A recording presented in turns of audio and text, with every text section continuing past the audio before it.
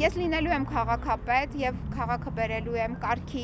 Քաղաքապետ դառնալու իր շանսերը Զարուհի Փոստանջյանը մեծապես հավանական է համարում։ Կլինեմ ու անելիք շատ ունեմ, ասում է քաղաքապետի թեկնածուն։ Պետք է մաքրել քաղաքը այս հսկա ծավալախմբից։ Զարուհի Փոստանջյանը մտադիր է սկսել մայրաքաղաքի բյուջեից։ Ամեն ինչ արվելու է գնումների մասին օրենքի տառին համահունչ, խոստանում է վերացնել մենաշնորհն ու հավասար պայմաններ առաջարկել բոլորին, Երևանում զարգացնել փոքր եւ միջին բիզնեսը։ Սուպերմարկետները վերցրեցին նաև առևտուրը,